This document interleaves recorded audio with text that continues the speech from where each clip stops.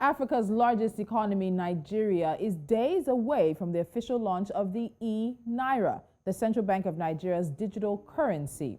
Now, in regards to that, also known as a CBDC or central bank denominated currency, it involves a stable coin as a digital payment system that is benchmarked against the fiat currency of the country.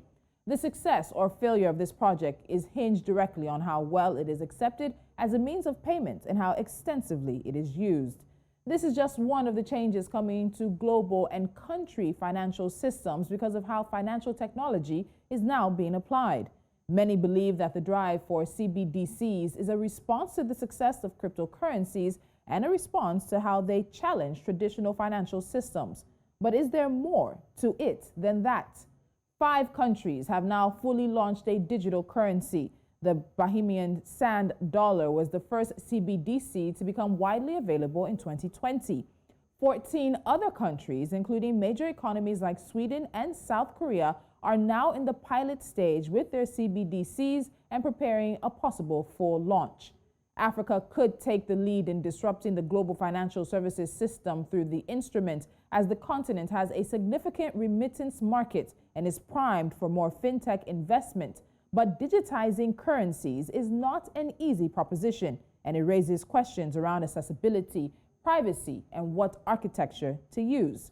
Well, Nigeria launches the E-Naira on October 1st, the country's independence anniversary. I'm Tolulokwe Adeleru Balogun. Welcome. This is Business Edge.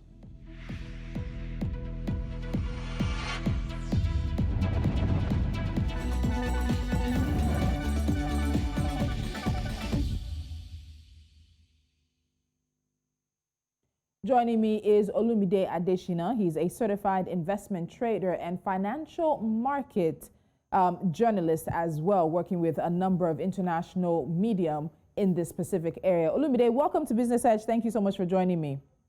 Good morning, Tolu. Good morning. It's a pleasure to be on the stage, yeah.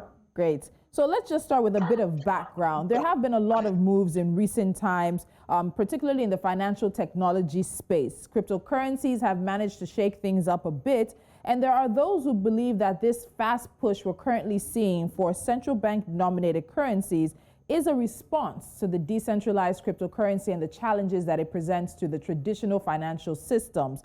Where do you stand on this? Is this push a natural progression that we would have gotten to, or is it coming faster because of a response to the crypto? Yeah, good question. But I think I'm in the middle. I think you need to understand the rationality behind the Apex Bank's move towards this channel. First of all, for listeners and viewers, just hearing my voice, I think you need to understand that the crypto market started just about 2 decades and is already disrupting the financial market at record levels. And if you understand the fact that just recent data showed that just between June 2020 and July 2021, about $105 billion was moved in Africa, just tells you the credence the crypto market is having. And it would be the wisdom of the Apex Bank to understand that the fact that the citizens are moving towards undecentralized channel where the banks don't have supervision, they saw it fit to try and bring up something that would try and clamp down on this. And if you understand the fact that remittance has dropped by 22% year to year, that was last year, you see why the Apex Bank felt the need to try to bring up innovative products. Then I think it's a very good move, and I think it's already showing. If you look at data yesterday, just showed that we had more than 1 million hits on the ENaira platform, and that tells you that a lot of Nigerians are kind of interested in the program. And I think we need to congratulate the Central Bank of Nigeria for being the first African global central bank to introduce this. And I think I'm seeing positivity around this. Yeah, there are concerns that definitely the project is not perfect. There are concerns, but I think the concerns can be addressed. And I don't see it replacing the crypto market, to be honest with you. I see it in the long run to complement, but that will not take the fact that the ENaira is coming to stay.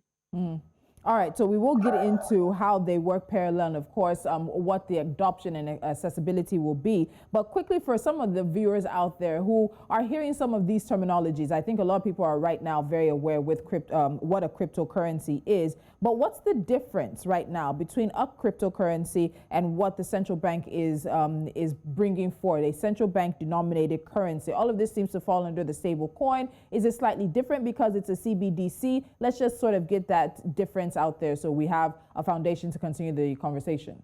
I think technically, just not to confuse listeners and viewers, the cryptocurrencies, we have what we call decentralized. It means decentralized principle, meaning that there's no authority governing the crypto asset. And that's what makes Bitcoin very unique. Bitcoin does not have any central governing authority that makes decisions for it, and it's independently driven. And that was the idea that came in during the last recession in the world's most powerful economy. You remember what happened to Lehman Brothers, where we saw almost a century-old bank coming under. So the creators of this asset felt the need to give the power to the people. They felt that the financial system was in the hands of the most powerful bankers, and that was the idea of the crypto market. So basically, the Bitcoin is a decentralized assets that runs on a digital ledger, and that's what we call the blockchain.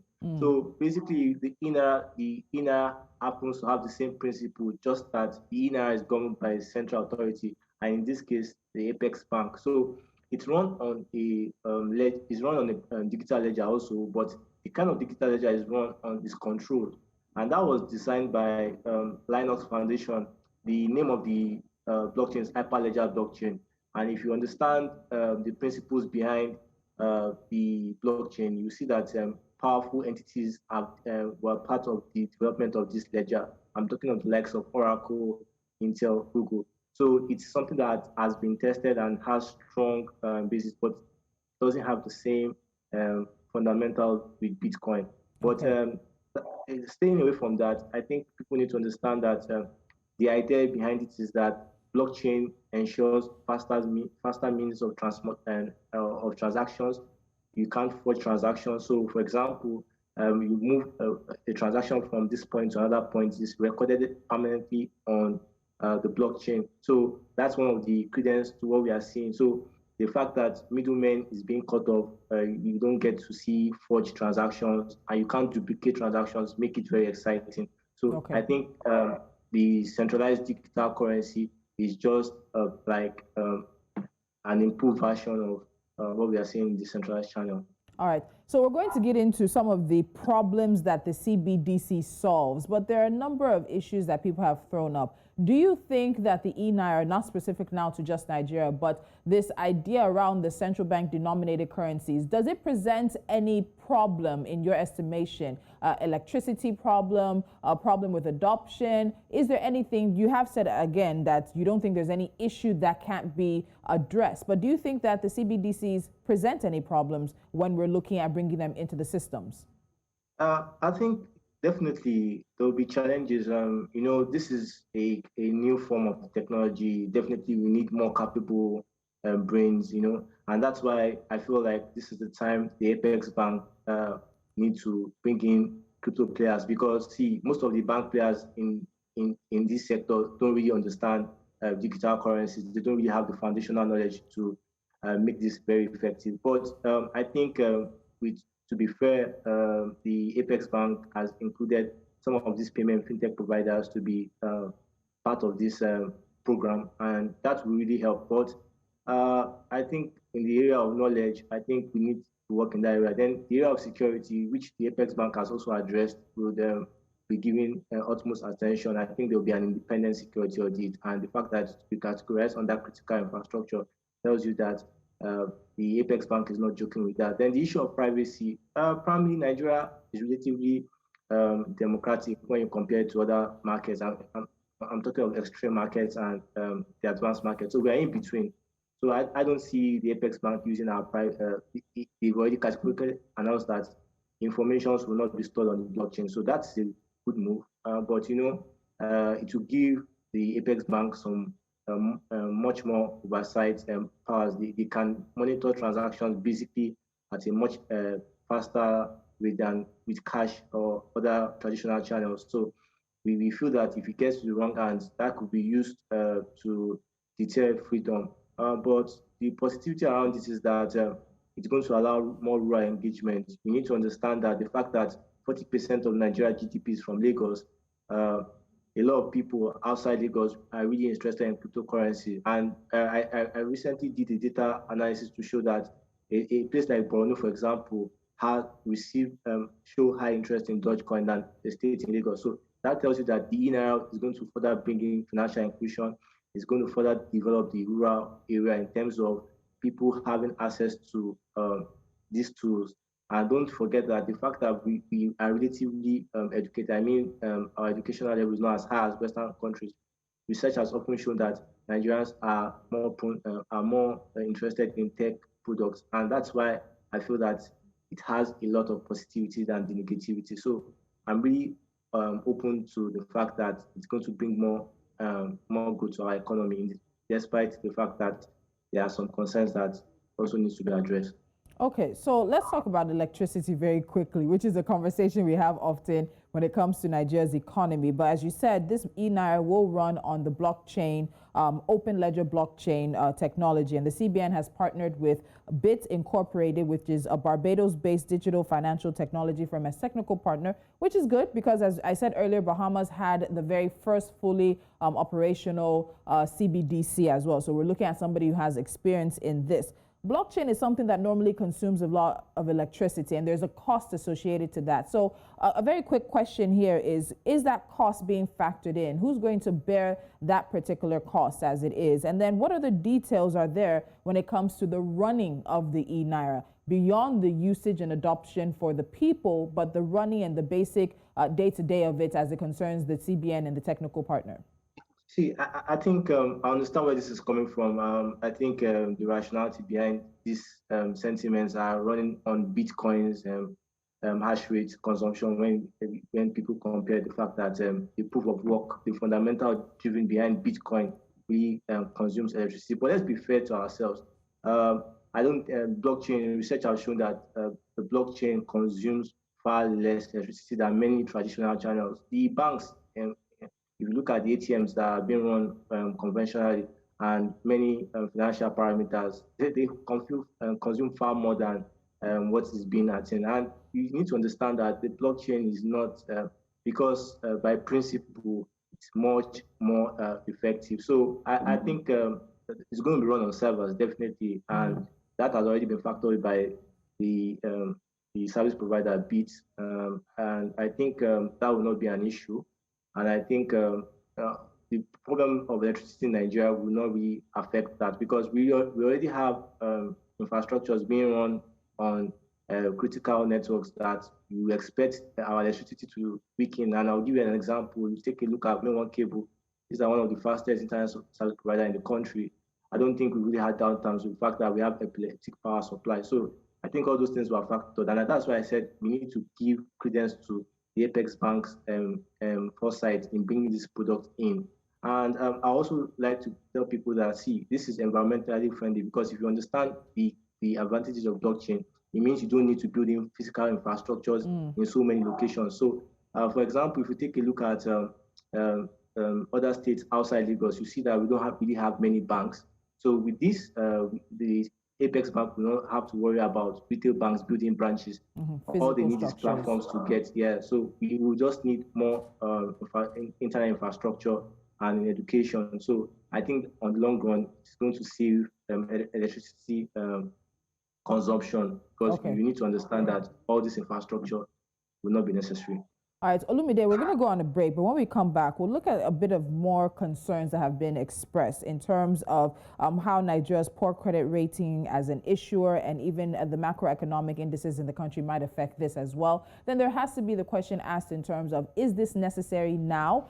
Is this the right move? Is it a question of time or whether we should have? And then, of course, we'll get back into the financial inclusion conversations. 37% of Nigeria's population remains unbanked, which is a large potential for anyone. So we'll continue the conversation right after the break. Nigeria is launching the E-Naira on October the 1st. And there are some questions and concerns revolving around that. We're speaking to Olumide Adeshina today as we break that down ahead of the launch. You're watching Business Edge. Do stay with us.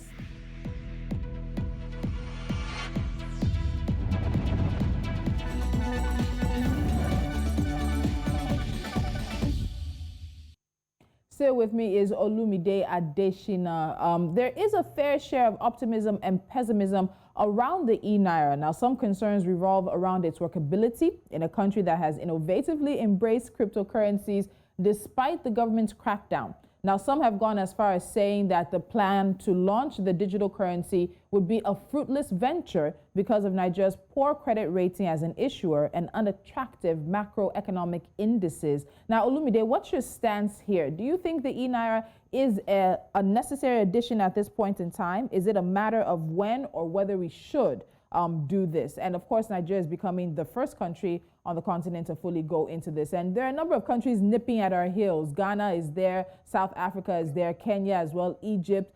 So it's a competition almost that we're seeing here. What do you think?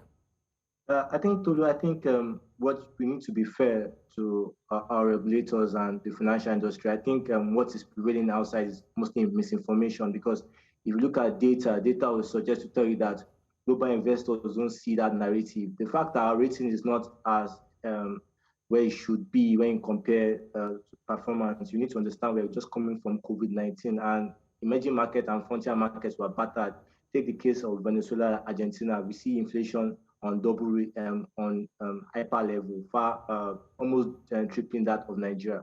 But that's not where I want to share my sentiment. I'll give you data on to just buttress my point, the fact that Nigeria's economy is still up on firing on cylinders. And you see, Nigeria's biggest bank by assets, I'm talking about Access Bank, secured a 500 million unsecured bond dollars within, and it was oversubscribed 3 times. The Nigerian sovereign bond, about 4 billion, was oversubscribed 3 times. What does that tell you? It tells you that investors still believe in our financial systems, and it tells you that they are bullish about Nigerian economy. Yes, we have a political dysfunctional system. We have serious structural problems, high unemployment, high youth unemployment, a country that has almost 100 million people in poverty line. You can't take that away. But the financial system, they are firing up and they're doing decent well. And I think it's very positive to accept the fact that the Apex Bank are not copying. This is the first African central bank digital currency, and I'm telling you that I'm hoping it's going to be successful, because if it's successful, it means a lot of countries can pilot from this.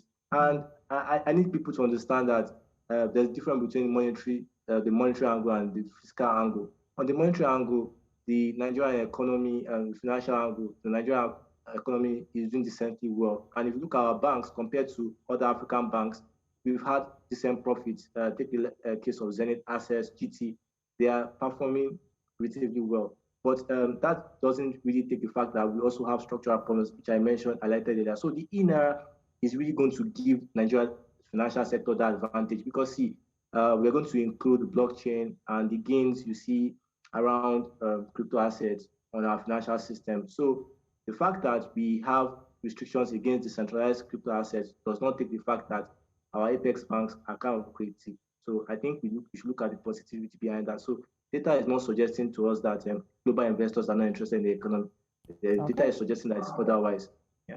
All right. So you have touched on the financial inclusion part a bit, but I want us to emphasize a bit on that. So according to the CBN, in a report earlier this year, unbanked population in Nigeria stands at 37%, which is quite a considerable number of people. Aside from being unbanked, we still have some issues around financial literacy as well. So how can we guarantee the success of the E-Naira project, looking at some of those issues, looking at the unbanked, the financial literacy conversation as well? How will the E-Naira particularly help in addressing the financial inclusion? Because we're having conversations around where it's going to be, even in terms of education. This is something that launches on October the 1st. If you ask the majority of Nigerians, they may not know so much about it, about how to partake in it and even, use it for their own business. So where are we as it stands just about 3 days to the launch of the E-Naira? Yeah, to be fair, you need to understand that the Apex Bank in its wisdom has handed out the education and awareness program towards the banks. And if you take the case of GT, Zenith, and some of these tier 1 banks, they're already enlightening their customers on how to get on board and how the process will be like. So I think the marketing program is kind of very interesting. And you need to understand that Oktoberfest is not a major launch. It's called the pilot scheme. So it's still going to go under selected audiences and programs around those parameters. So it's not a widespread campaign. So people need to be a bit patient, but you need to see the reception. You know, like I mentioned yesterday, the website went live and we had more than 1 million hits.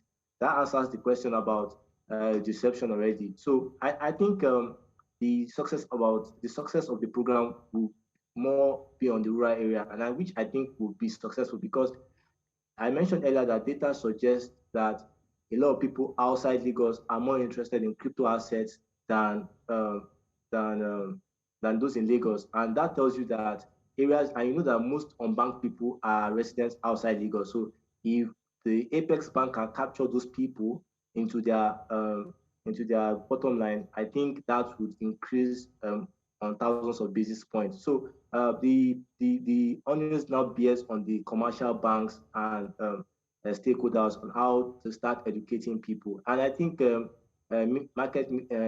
financial market journalists are already doing the job categorically well because there are thousands of ENaira stories already springing up and a lot of people asking questions. And I think there are programs like this that enlighten people on the positivity of the ENaira. So basically, what makes the ENaira stands out, the fact that you see on the fiat traditional channel, a lot of people complain about transaction costs where you have to move from funds from one bank to another. On the blockchain, the ENaira, P2P transactions, no charges, transactions to merchants, no charges. So that will also save costs. Then another thing you need to understand that the Apex Bank will have more powers to give direct intervention. If you take the case of the world's most powerful economy in the United States, you could see that one of the successes it had was the ability to move funds to its citizens. And you know, you can't compare the infrastructure with the Americans have with a country like Nigeria. So the blockchain, the ENaira would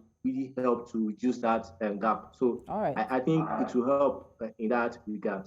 Okay, Olumide, I have one final question for you, and it's going to have to be a yes or no one because there's no time. I'm very sure the pilot phase for this includes Lagos, and it's going to take off in some things. So on October the 1st, are you going to try out the ENaira?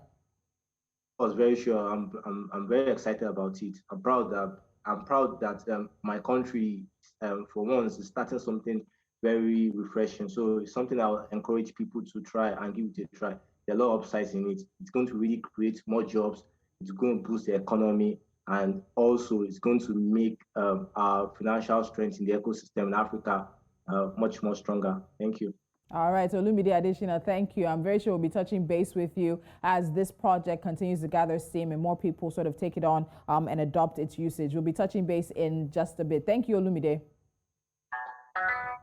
And there are a number of things that are also tied to these blockchain CBDCs as well. There's also the African Continental Free Trade Area agreement that needs to be considered and how these settlement and payment systems can play into that. Now, a study in May 2020 showed that only 35 countries were considering a CBDC. Now, that number is 81 countries, representing over 90% of global GDP. As cryptocurrencies and stablecoins have become more popular, the world's central banks have realized that they need to provide an alternative or let the future of money pass them by. And Nigeria is in the forefront here on the continent. Do stand by for NC4 to watch as we give you a few stories we're keeping our eyes on.